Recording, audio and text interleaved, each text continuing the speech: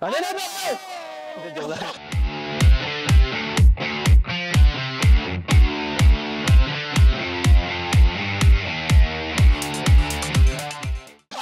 Lakas naman.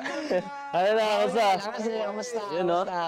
May bagong ano, bro. Episode. Love you, bro. Pag-uusapan na naman, no? Para sa episode na to, pag-uusapan natin ang talaga namang Ano yan? Ano ba meron dyan? tungkol sa marriage. Malalaman natin. Pero bro, oras na ang to. ganda ng outfit mo ngayon, ha? Kita natin yan. Si Kuya Will lang. Para magpa-file lang ng COC pag... Ang ingay mo. Kaya pag-uusapan natin ang iba't ibang perspectives pagdating dito sa marriage, no? So, Uy, gusto ko yan. exciting to. Yeah. Pero bago po ang lahat, gusto lang muna kaming magpakilala. I'm Dave Bornea, aka Mr. CDB. Kahit saan naman ilagay. Andito na naman sa Getly. Alright. Ayun. Naman, si Brent Valdez. Ayan, ang inyong Kuya Gen Z. And I'm Jay Arcilia, na taga Laguna pa rin. Yeah. Malapit na mag-spy. Na-joke lang. Spy. Yeah, Laguna. Ako lumipad na daw sa Malaysia si Alice Guo. Wala Ano mo. masasabi mo nun bilang isang Chinese ka naman? Hayaan na nga natin siya. Hayaan na natin sila dun. Ito na nga yung marriage. Okay, Yung marriage na, palayo na tayo eh. Oo. Okay. Sige, eto na. Ayan. Ito ang unang question. Ano yan? Do you still believe in marriage? Oo naman. Oo naman, pre. Oo, syempre ako as a Christian, yeah. Gusto ko, syempre, and naniniwala ako sa marriage. Kasi kailangan yung partner mo talaga, kailangan mangako kayo sa Panginoon, di ba? Sa Lord na magsasama kayo habang buhay at hindi kayo maghiwalay. Wow. And I recall, di ba, I recall your dad is a pastor. Oo na! yes. And I can imagine daw kung paano ka ni-raise ng dad mo to be a good person. Parang plastic na pag-asa kami. Plastic, bro. Plastic mo, bro. Hindi, yan. By org. Lumaki ako sa Christian family kasi. So, simula bata ako, yan, lagi akong nakasama sa mga ministry, fellowship, yan. So, yun yung kinalakihan ko. Sigurado. Pero, yeah, ako naniniwala ako sa marriage. Kailangan natin yan lahat. And, yan. Ako, yes, of course, I still believe in marriage. As long as alam mo kung ito na ba talaga yung time for you to settle down. Settle down. And pag-uusapan natin yun mamaya. Kapag ito na yung feeling mo, masasabi mo sa sarili mo na, okay, tapos na ang aking era na makipag-date at kumilala ng mga tao, and it's time for me to settle down. Again, it all boils down to that. But I think here in the Philippines, one of the main reason why a lot of us is yan ang concern about marriage is because I think na-approve na ba yung Divorce? Hindi pa Hindi pa, diba? So I think it's Gusto mo? it's gonna be a Yeah. discussion. Hindi, I mean, you know, kailangan alam natin yung pinapasok natin bago tayo makipag... Kasi hindi naman mabilis ang isang decision dibdib. yung ano. Yeah. Oo, Habang buhay Tough choice yan, man. usapan by Tough law decision and yan. by choice. Yeah. Ikaw, Dave, naniniwala Ako ba naniniwala ako, bro? Kasi yun nga, same din kay ano. I was born and raised sa parang Catholic Church din. Kasi ano din ako I was a former seminarian So parang... Bakit di mo alam? Ano lang yan, bro, sa tikas at dating talaga. Sa tikas at dating lang talaga yan, kaya hindi masyadong halata. Kahit saan nilagay. Anyway, ano lang, bro, parang yun nga. And then, role model ko din yung parents ko. For me, marriage is sacred talaga. So, yun nga, sabi mo nga na lahat naman tayong mga boys, down to that talaga. So, for me, I do believe on it. Basta, as long as merong taong magparamdam din sa'yo na yung worth or value ng marriage ng na pinapakita ng partner mo. If yung sense na yun or yung essence na yun nakikita nyo sa isa't isa, maybe marriage would work. So If you agreed to all the terms yeah. of both parties, I guess. Yeah, so ganun siya. Decide na, okay, naiintindihan natin yung isa't isa, so tara. Diba? Ikaw, bro, tingin mo, nakikita mo yung sarili mo na magpakasal? Ako? Personally, bro, ngayon lang ako parang naka-feel na gusto ko siyang pakasalan. Uy. Ganun. Grabe feeling naman. Ay, ganun, bro. Kasi dati Kinikilig ang ating mga Hindi, kasi dati, bro, I mean, naniniwala ako, pero parang sa tingin ko, matagal pa kasi hindi ko pa nakikita yung tamang tao para sa akin. Nasa tingin ko para sa akin. So, yun, dumating siya. Dumating siya sa buhay ko na parang, okay. At dumating. Feeling ko, ready na ako makipag-settle down. Kasi ang daming... Wow! Bro! word yan, bro. Bro, totoo yan. From the heart yan. So, nakakatakot yan. From the heart yan, bro. From the I heart. drink better Bro, lang ako, kilala bro. niyo Okay naman na ako ako. dati, bro. Kumbaga, di ba? So, I mean, hindi mo maiisip na... How sure are you, Ha? Dave, na ito na yun? Siya na. Ano eh? Bro, 100%, bro. Grabe. Grabe, walang pag-ano. Pero, wow, confident, oh! Hindi. Pero hindi, ngayon lang, bro. Kasi, if yung tao kasi, parang, binago niya yung perspective mo. Yung mga dating perspective mo na bano. Binago niya into better. And then, na-reform ka, nabago yung pagkatao mo, yung paningin mo sa how you treat your partner, lalo na sa mga babae, in general. Sabi ko, okay, she's the one. But for me, like, you like the changes that happened in you. Yeah, bro, kasi it made me a better person, bro. Yeah. Okay. Kasi because, just to put it out there, no, kapag meron kang katuwang sa buhay, sometimes, in the process, you lose yourself. So, but if you acknowledge na itong mga changes that is happening in me is okay sa'yo, and at the end of the day, your core is still there and hindi na shaken, I think it's worth going on, di ba? Pero hindi mo naman nararamdaman na ginagawa mo yung mga changes na yan just to impress. Ay, hindi naman. Respect. Bro, tapos na tayo sa mga impressions eh.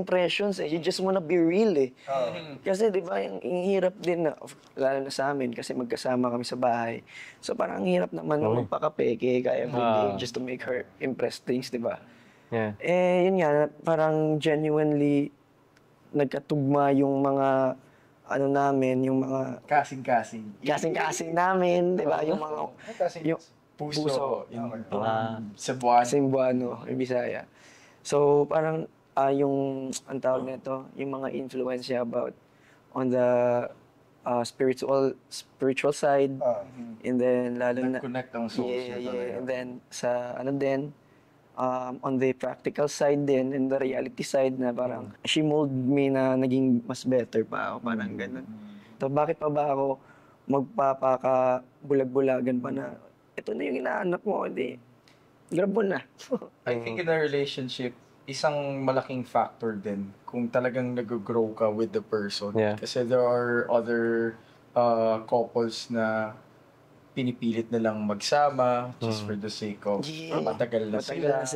Yeah. Ilang years na yung napagsamahan nila. And ang hirap na because may iba-ibang tao na or whatever that is involved in the relationship. Pero bro, wala sa tagal yun, di ba? Wala, bro. Meron kasi matagal na sila pero hindi rin sila yung napupunta sa marriage, di ba? Jay, maaari mo ba? Pero hindi, Parang naikwento ko na yun last time, pero pass na yun. pero hindi mo rin kasi masasabi na dahil gusto mo nang humiwalay, gagawa mo ulit. Oo. Pwede sabihin yung solusyon. Hmm. Pero pag nandun ka sa situation na matagal kayo, hindi siya mabilis bitawan. Di ba? Agree yan. Agree yan. Ano ba yung nararamdaman mo, Nix? May ganun. May ganun. Kwento ko lang yung ayaw mo ikwento. Ay, sa akin din pala yan. Yung sinasabi mo. Pero paano ba natin malalaman kung ready na tayo? Ako kasi parang nung time na naramdaman ko na parang gusto ko na mag-settle. Then, naisip lang, pumapasok. Settle ka na. Parang pumapasok lang sa isip ko na, Ano ba talagang bills? Or hindi naman talaga? babayaran ko yung internet kasi. Settle. Na-settle Ano ba? Then, mag-settle down. Like, yung parang gusto ko nang ikasal or parang naisip ko kasi, syempre, age ko, di ba? Parang tumatanda na rin. Magkakabatch tayo ha. Magkakabatch tayo. Tumatanda na, pero mas matanda kayo. Yan, pero naisip, Search lang po sa Google. naisip ko noon, nung parang gusto ko na mag-settle down, parang kakayanin ko ba? Parang, gusto ko ikasal talaga. Pero ayoko muna madaliin yung sarili ko. And pumasok ako sa situation na hindi ko kaya pala.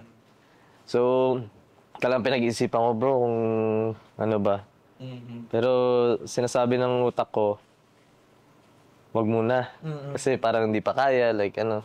Pero yung puso ko talaga, bro, parang yung nag-ano sa akin na, Nag-uudyok. oo, nag-uudyok sa akin na, uy, Go mo na to. go ko na to. Ano kasi yun di ba? Kailangan hand in hand. Oo. Hindi lang pwede puro puso. Oo. Kailangan, Isipin mo rin kung ano yung magiging future niyo. yes. Kasi syempre, once na kinasal na kayong dalawa, syempre bubuo na kayo ng family niyan, di ba? And, Magbabago yung status oo, mo sa magbabago. Lahat. papers mo. Di lang sa Facebook magbabago ang status mo. Oo, hindi bro. Pati sa buhay. Magkasama na kayo sa... No, pero, Sa online lang pala. yeah.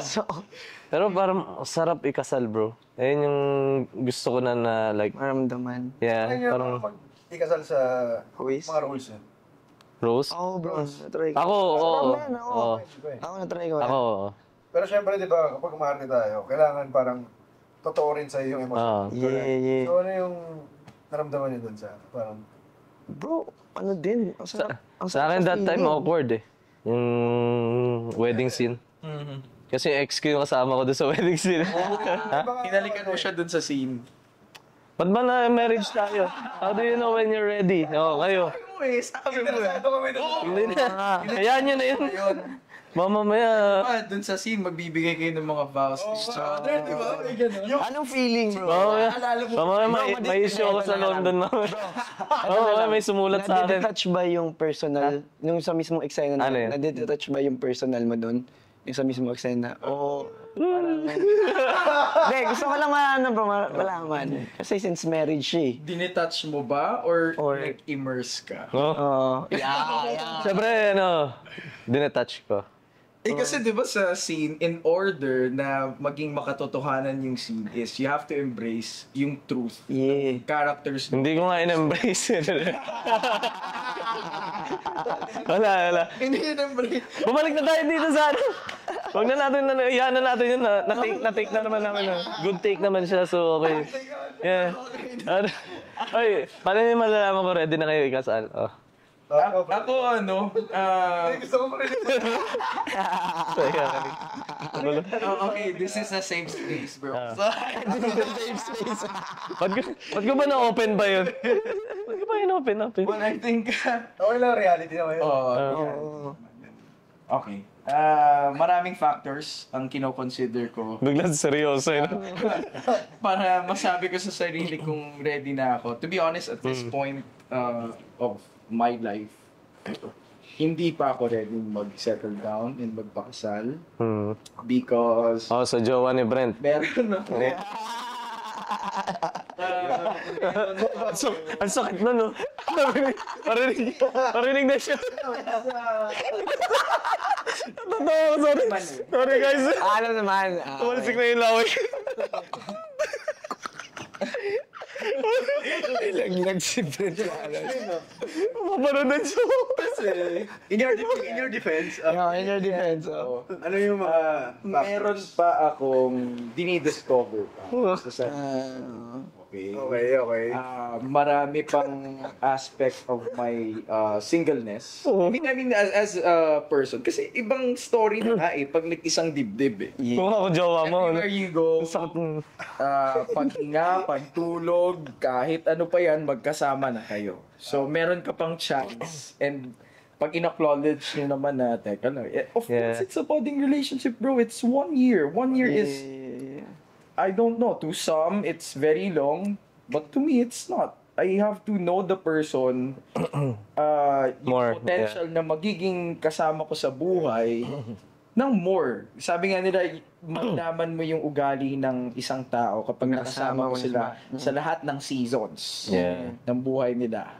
Galit sila, masaya sila, malungkot sila, kinikilig sila, or kahit ano pa yan. Paghirap sila. Also, you have to think kasi na ito bang person na ito ay makakasama, ay matatanggap kong makasama sa 10,000. I think I told you guys about this before. Dito sa 10,000 dinners na gagawin ko my entire life. Sa lahat ng travels na gagawin ko in my entire life. Siya ba yun? Kapag na-picture up mo na, of course, in the beginning, malabo yun. But then, ikaw lang din makakapagsabi niyan kapag klaro na sa'yo yung mga bagay. But right now, maraming considerations. Number 1, yung finances. Are you ready to build a family? Are you ready na i-let go yung mga bagay na yon? Na as a single, kunwari. Ano pa ba? Key factors talaga to me really is yung financial stability.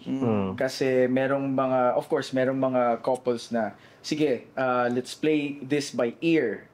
Magsama na tayo, let's figure it out together. Meron namang iba na, okay, I have to make myself up muna, mag-save until such time that I'm ready na gumawa ng pamilya. So, iba-ibang perspectives. Yeah, pero meron mga kinakasal na kahit hindi sila financially stable, na they are happy. Like, meron ako nakita sa mga province or sa mga na area.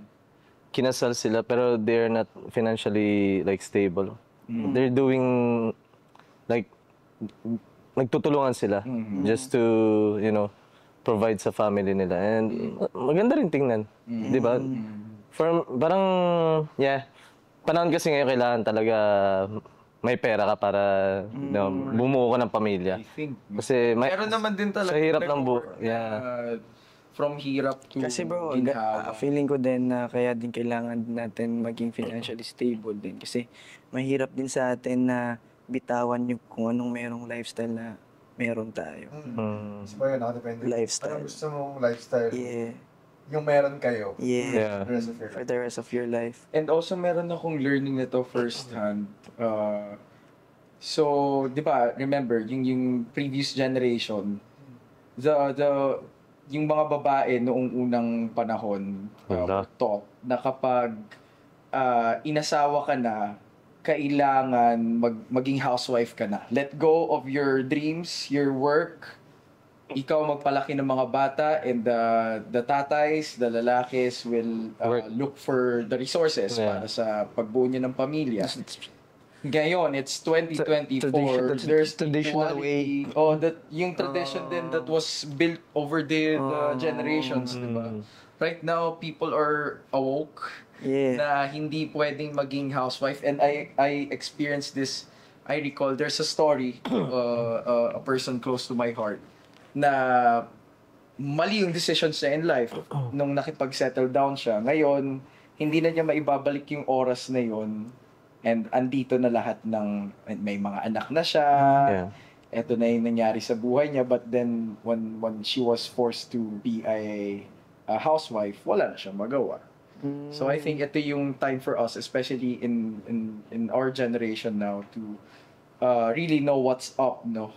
Of course, not all marriages naman will go as smooth as it can. No, it's not. Oo. Yeah. Totoo. Totoo yan. Worst comes to worst, anong meron sa'yo? Kapag umasa ka lang sa partner mo all throughout, paano pag naghiwalay kayo? Patay! Wala ka, di ba? What if, huwag naman sana, pero mayroon isang side lang yung nag-work. Tapos wala kang na-achieve. Tapos tumanda ka na rin. Tapos by the time na tumanda na rin yung partner mo, nagkasakit siya. Ano gagawin niya? Yes. Diba? Kahit magkasama kayo, tapos yung isa walang ma-provide. Mga kayo lahat. Yeah. So, marami talagang factors eh. Lalo na yung okay rin naman ikasal kung na hindi kayo financially stable, tulad ng sinabi mo, pero sa nangyayari sa economy natin, hindi dapat magstay dun sa situation na yan. Pero dapat may plano sila to work. Stable Yeah. lang. Sa lahat ng sa daily gastos nila, sa bills, and sana naman yung relationship nila, meron silang planong mag-grow. Hindi hindi naman maganda na mag-settle ka lang dun sa ganun eh. What if nagka-anak sila? Tapos yun din yung mapamahal nilang mindset. So mag-stay sila dun sa ganung level lang. So okay rin na maging open sila to grow. Financially stable. Pero sa inyo ba, dumating sa point na parang nakita niya isang girl na, ay, parang gusto kong pakasalan to. Sa simula, you'll be blinded. Akala mo sa yun honeymoon stage. Honeymoon stage. Lalo na sa honeymoon stage. Ito na yun. This is it. This is the life. I love my life. After a year or so, you'll see all the loopholes. Puro positive. And then bigla, ganun kasi. I think on the first year, really, it's all hearts and chocolates and butterflies, whatever. Rainbows and butterflies. Pagkatapos niyan, Siguro ganun yun eh. yung jowa ni Brent umiiyak na habang pinapanood tong episode na to. Kasi parang naglalabas na lang siya ng mga sama na loob doon sa jowa niya. Typical here. It's the reality check. Like now. Okay lang yan, tol. All, no? Pero totoo naman kasi yun. Lang yan, bro. Pakita mo yung bad sides. Nasa sa'yo yun as a partner kung tatanggapin mo siya doon sa good days and bad days. Tama. And I quote kay Poy Boy, sinabi niya, hindi mo araw-araw mahal yung partner mo. Kaya minsan magkaaway kayo, magkagalit kayo. Saka hindi araw-araw in love ka. May times na wala ka sa mood. Baka din pa kayo mag-clash, tapos gusto mo ba yung ganong pagka-clash nyo, eventually sa future, maulit-ulit yun. Kaya ba yan? Kaya nga tama yung sinabi mo na gusto mo makasama yung tao na yun sa kung ilang mga dinners yun sa buhay mo. Tama. Ikaw, Nix, bilang Chinese family. Yes. Yeah, di ba? Parang iba yung tradition ng... Nakapigil ako, actually. Alam mo ikaw? Yeah. Hindi kasi I've been hearing a lot of stories I have full respect sa Chinese, Filipino-Chinese community. Respeto. But kasi basta it's a family close to my heart also. They're Filipino-Chinese. Crowded heart mo, ang daming tao. So yung story behind that, pure Chinese yung dad. Okay, pure Chinese yung dad, sabi ng Filipino-Chinese, sorry. Ang general rule daw, correct me if I'm wrong na kapag Chinese ka, kailangan ng aasawahin mo Chinese din. Ano ba to? Strongly ba na parang mandatory ba to sa mga Chinese? Or Nakadepende na yan sa tradition ng family mo. As for me, sa side namin, hindi na siya ganun ka-strict. So actually sa generation na rin ng mom and dad ko, hindi na rin sila strict. So sa amin, totally wala. Kanya-kanyang, kung sino talaga yung mahal mo, yun na talaga. Kasi itong story naman ng Filipino-Chinese family na to, hinamak nung mom and dad yung odds eh. Talagang yung family nung dad is really against na mag-asawa ka ng hindi Chinese. Meron yan. Lahat ng tulong nila i-atras nila. Kumbaga, may pamana ako sa'yo, hindi ko na ibigay sa'yo. Position sa company, hindi ko na ibigay. Grabe naman. Sorry, ganun. Yeah. Totoo. Nangyayari yan May na-witness akong fixed marriage. Tapos, super awkward nung kinasal. Are they still together till now? Hindi ko na nabalitaan eh. Pero, Follow up mo mamaya. Update mo kami. kaya basta sobrang awkward nung hindi sila intimate. Parang wala silang connection. Talaga parang kinombine lang sila. Magsama kayo. Ng dalawang pamilya. Talaga. Parang lungkot ng gano'n eh. Oo. Well, to others it works. Kasi yung iba naman, sa super introvert ng mga anak nila, hindi nila alam kung paano mag-approach ng another person. Oo. Kasi 'di ba, right now sa dating, you have to go out in the society, you have to put yourself out there, go on dates, use dating apps and whatnot, 'di ba? May standard na eh. Ano pa? Confident, may knowledge sa buhay, Yeah. kaya kang kausapin. Yun nga, number one, communication.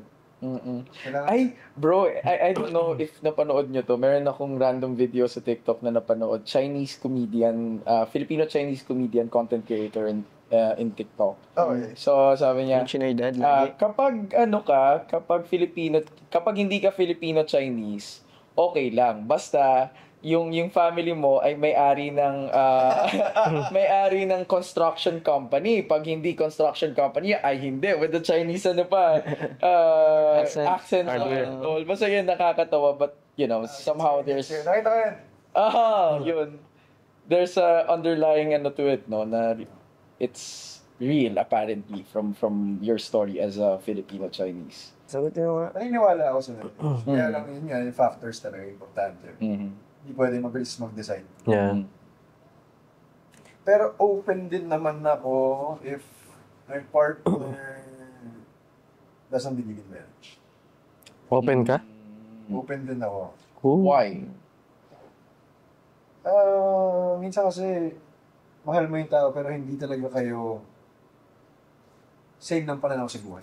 And as long as you have 100% na commitment dun sa partner mo, okay lang yun. Lalo na depende kung ano yung past niya. What if, for Pero, example, pwede mong baguhin yung pananaw niya sa buhay. pero what if hindi talaga siya niniwala? Yeah, hindi nag-work, no? Or Dun sa part lang na yan, pero the rest ng factors okay naman. Well, Papayag ba really, kayo? no, the things, it varies.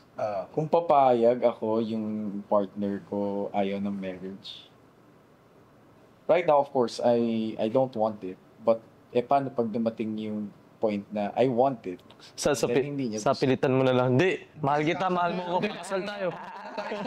Kaya ako sabi yan, what if yung partner mo na yan, kinasal na before, tapos bad yung Traumatized. Yeah, trauma. sa marriage? Oh. What Yes, if yun? especially in the Philippines, no, there's Yeah. no divorce, apparently. Ah. So, embracing it. Annulment. And, okay, may second cousin. Okay. Hindi sila nagkaintindihan ng asawa niya. Nagpakasal na sila dahil nga sa tradition na Nabuntis. nabuntis. Kailangan yung magpakasal. Pakasal. So, pakasal sila kahit labag sa kalooban nila. Eventually, years after, si Guy nagloko ng babae. Nako. So, naghiwalay sila. Meron na silang 2 anak ngayon. Di ba? Parang Tulfo to problema. Attorney pa. Naghiwalay na sila ngayon. So yung hirap ng pinagdadaanan ng both sides, they don't want to be in the relationship anymore, but somehow binded pa rin sila because of that particular ruling na mag-asawa kayo, and here in the Philippines, hindi may expedite yan right there and then. Diba? Tsaka- At ang mahal, magpa-annul, bro. Tsaka, sa pagkakalam ko, correct me if I'm wrong, yung annulment, kapag naghiwalay kayo, hindi na kayo pwede kasal with same partner. Really? Oh. Pagkakalam siya na. So, kailangan divorce talaga. Pero talagang pwede pa. Kasal ulit. Hirap, no? Sad, bro. Paano? Ang hirap ng buhay. Talaga. Ba't ganun? So, ang pro tip, magpakasal kayo sa ibang bansa. Pero hindi, ang ano dyan, kailangan talaga yung partner mo is,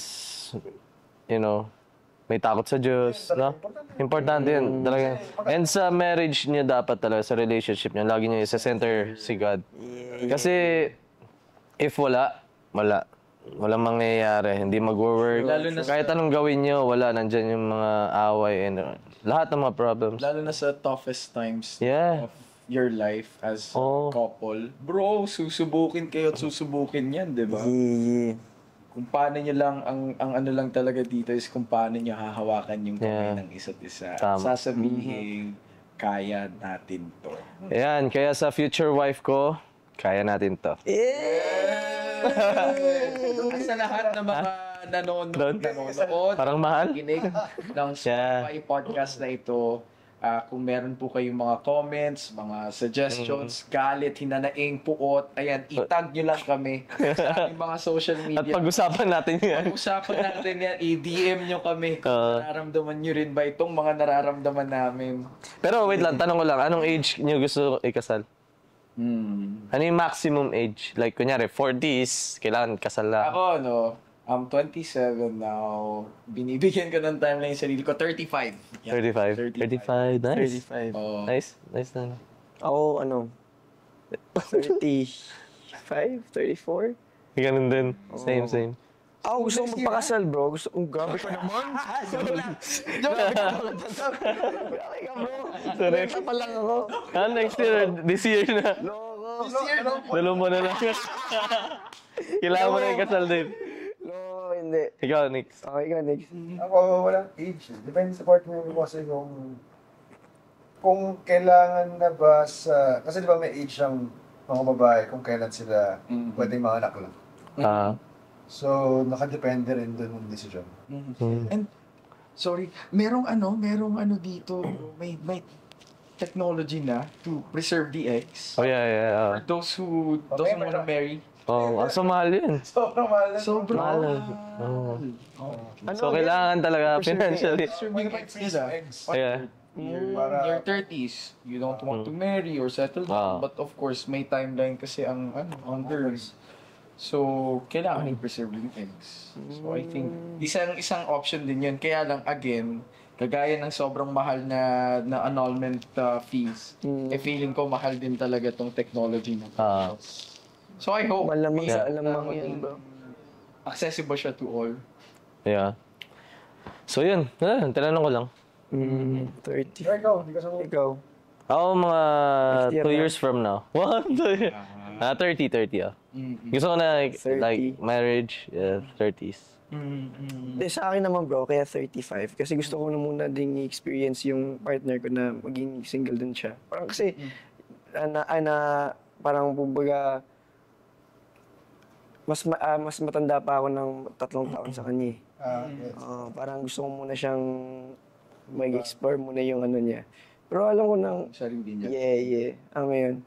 Tsaka ano din, parang gusto ko din siyang parang ma-achieve din niya muna yung mga pangarap niya before niya marry siya. So yun. Pero ako, handa naman ako. Pwede naman Feel mo kasi yun, hindi naman pwede porket ramdaman mo, pero hindi pa niya feel. No. Yeah. Kahit ka na kakasal na kayo. Yeah. Dapat pareha. Kailangan pa Same page, no? Yeah, communication din Lalo talaga. na magsasabi mo ka kung ano, will you marry me?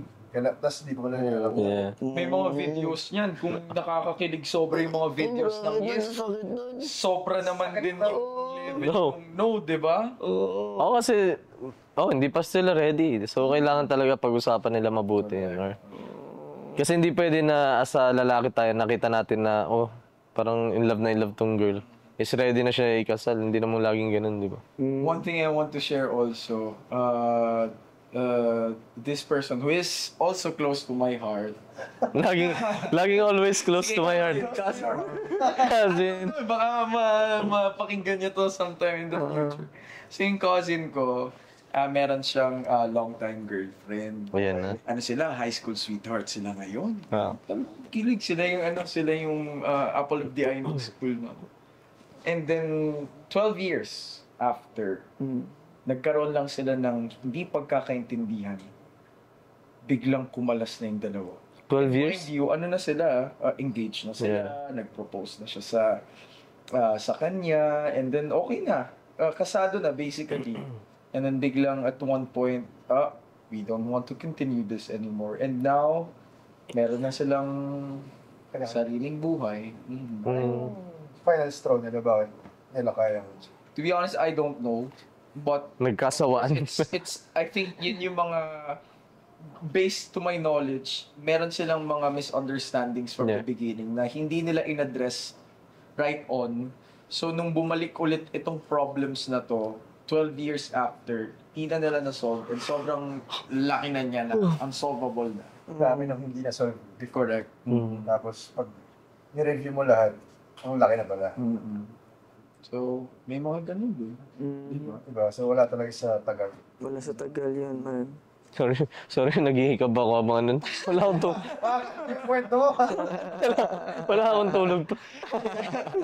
Kaya iba din yung usaping marriage. Oo. It talks about two people and yun kasi yung makakasama mo hanggang sa dulo So, yun, maraming factors again, but again, hindi naman tayo hindi naniniwala sa marriage alone.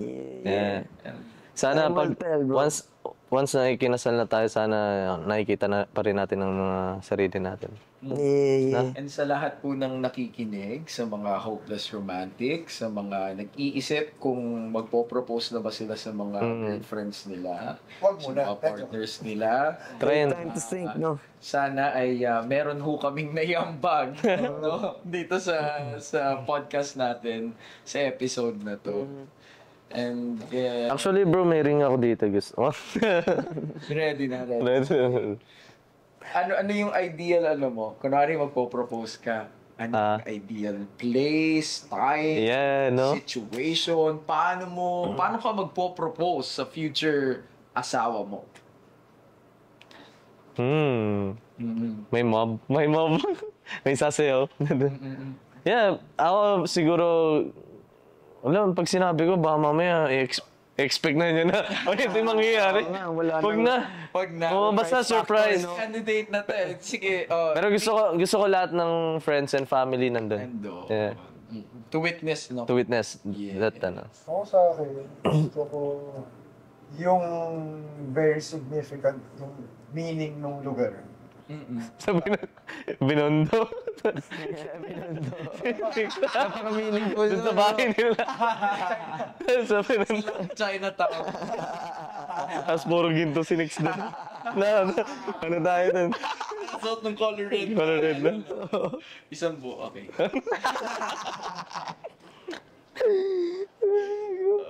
Okay, tapos. Excuse. Ang galing. Sa akin naman bro, ano lang. Love was yun ang importante. Yung mga importante tao sa buhay. Both of us. Siguro yung unexpected na time, super unexpected. Gulat lang siya, kunwari, sa trip to this country somewhere, but tapos bigla na lang, ito yung mangyayari, ito na pala yung plan. Hindi na sa palabas yan. Paano kapag... Ay, hindi. Si ano mo na. Sa akin bro, depende din. Ewan ko. For me, ano siya bro, hindi naman kailangan na may mga, para sa akin, gusto ko intimate lang din. Kahit kami dalawa lang. Oh, yeah. And the witness is si Lord lang. Yun lang man.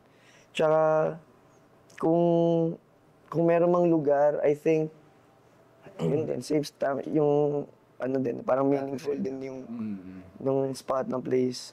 Pero bro, wag naman sana, no? Paano pag nag-no lahat sa atin? Magkikita-kita pa rin tayo dito. Natin i-handle yung moment na yun. Magkita-kita tayo dito. Bago na yung... The no movement. The no movement. Galit na. Balik na rin na natin. Huwag na tayo magpapakasal. Huwag na tayo. Binawi na lang yung mga sinabi na. Ideal girl, wala na po. Pero yeah. So for the best, Robert. Yeah. Yeah. Tuloy natin yan. Pag-usapan natin to sa susunod pang mga kabanata ng buhay natin. Oo. May iba-ibang factors talaga para masagot mo isang tanong. Tulad ng marriage. What if nga nag-no? Di ba? So, iba na yung pananaw mo sa marriage. Oo. So, talagang maintindihan mo ba't di sila naniniwala na sa marriage. Yeah. So ito, ang marriage talagang love and affection. Oo. Talagang extreme love kung love. Pangarap ko yun. Pag-usapan naman natin ngayon, ang heartbreaks. Heartbreak. Sa next, ano natin? Sa next episode, Oo. Saan ka ba? ang heart. Oo nga, kinakabahan ako. Kasi wag na yun, baka ma-stress ako, gusto kong ikasal pa eh. Gusto ko ikasal pa eh. Oo, nasa marriage ano pa tayo. Si Jay eh. Yung heartbreak. Action! Tapos na yan. Wala. Baka pagtapos ng heartbreaks, di na natin makasama si Jay. Oo. Hindi, actually, wala yata akong sa next episode. May work ako. Si Jay ang ano natin, no? Si Jay ang magsisimula ng next episode. Oo, sige. Magkikwento po sa episode, kaya niya yun. Heartbreaks lang ba? Easy. Pag-uusapan natin ang mga pinagdaanan mo, JR Diaz, sa iyong heartbreak. Paano na? Mula. Paano nakabangon? Nagunat lang ako. Process. Kaligo ko. Pinagdaanan yan. Yun lang. Heartbreak kasi may colon to yun eh. Heartbreak, colon, J. Kaya puro J lang yun. Next gusto mo kung sabihin ko dito yung ex mo. Naglaga na po. Kinaglaga na tayo sa susunod na episode. Kaya naman maraming salamat again sa lahat po ng nakinig ng aming previous podcast episodes dito sa Ano na bro? Okay. See you. Next!